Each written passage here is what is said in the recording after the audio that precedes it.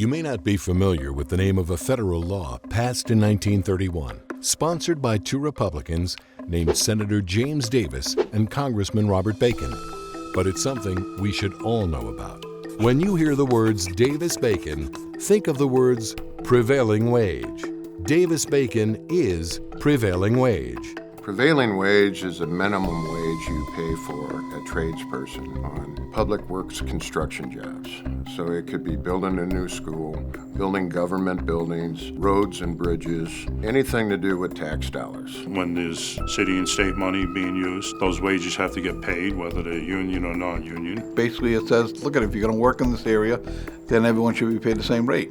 That's basically a set wage that the contractor is required to pay. It doesn't tilt in favor of the union or the non-union. It just says, if you're going to come up here and you're going to perform work, you're not going to be able to undermine the workers that are paying to live in this area by importing workers from other places and paying them less wages and not contributing to the community. Everybody's on the same playing field. Every contractor I've talked to love bidding on Davis-Bacon projects because it's a level playing field. What the federal Davis-Bacon laws say is that when a building is constructed using taxpayers' money, the construction workers on that job must be paid the prevailing wage that workers in that part of the country earn for similar work. Davis-Bacon laws guarantee a fair living wage for anyone working on taxpayer-funded projects. If the contractor fails to pay prevailing wage, he would be held liable for misuse of public funds. And that's some serious trouble. So federal Davis-Bacon laws and little Davis-Bacon laws on the state level are pretty important to us. But a lot of people are trying to get rid of them. There are two main reasons why the House should block Davis-Bacon. I believe I would be the one member of this Congress that has lived underneath the oppressive burden of the Davis-Bacon Act. The Tire Act would suspend the Davis-Bacon prevailing wage requirement. So far, we've managed to keep the U.S. government from getting rid of Davis-Bacon.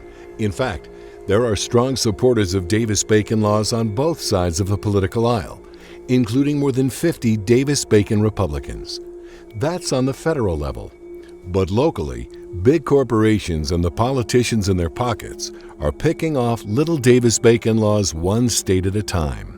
On the state level, every state is under attack if they have a state prevailing wage. If prevailing wage is taken away, there's no floor. Wages can drop.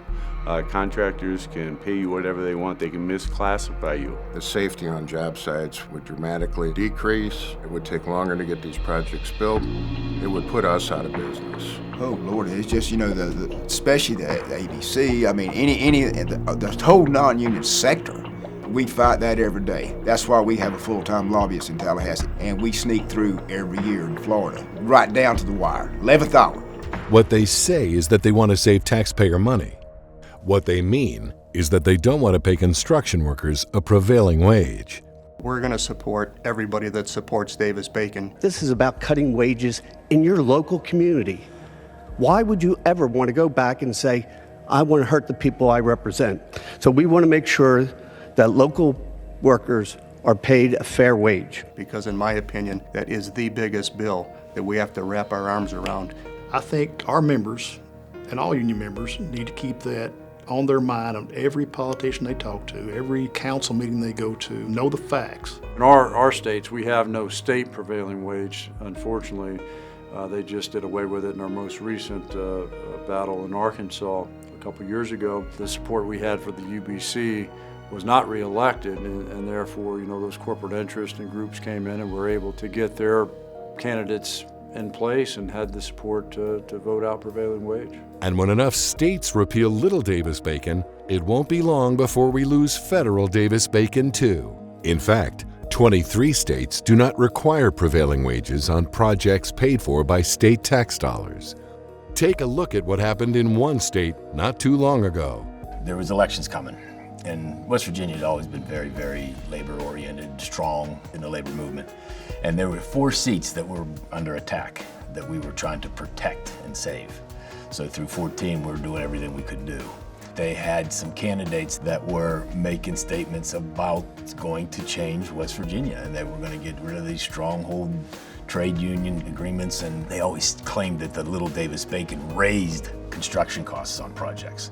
We are paying 300% higher in some cases for the wage rate on a public project versus a private project. It's simply unfair to the taxpayer. That was the big claim. It couldn't be further from the truth. Well, when the elections came, that was a landslide. Mr. Chairman and members of the committee, I stand in strong support of repealing this antiquated prevailing wage government mandate.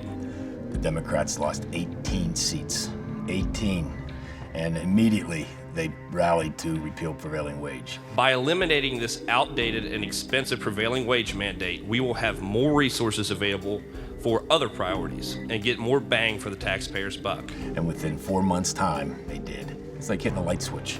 Here today, gone tomorrow. Why these politicians and these big businesses want to dismantle a working man's standard of living and quality of life just blows my mind. They have no clue what they're doing, what they're messing with. They really don't. We lost 200 members in the past 2 years. We're losing apprentices because they're not able to procure any employment. Talking about closing none of our training centers. We used to do 85% of the prevailing little Davis-Bacon work. Now we're doing 0. Our contractors can't compete. The takeaway is when you have a law in place on a federal Davis-Bacon or the state little Davis-Bacon that protects and sets standards for our wage and benefits and for our securities for the future and for our health care and pension, retirements. If you lose this, when you lose a law that protects so many things, you can't get it back. It could be a generation or two if it even does come back. Those same people that want to do away with Davis-Bacon, they want to do away with Medicare, they want to do away with Medicaid, they want to do away with our Social Security, things we fought hard for years and years and years. Those are the same people that want to come after our wages and benefits. It's a long road back, and right now they're feeling the pain, and there's some changes coming. People are starting to pay more attention to the consequences that elections have, but they learned it the hard way. And now the road back is a lot longer than the one that got us there.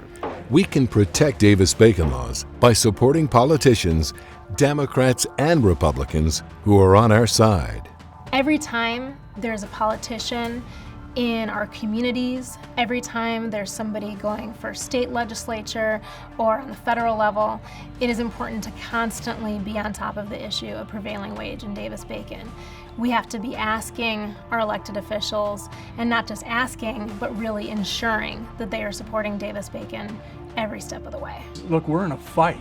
We've got a big coalition to take that fight on. But believe me, it is a fight. They're coming after our way of life. They're coming after our wages, our fringe benefits, our pensions. We want people to understand what's at stake. We can't compete with the money that is out there that's trying to put us out of business. The only thing we can do is we got people power. That's the only way we win.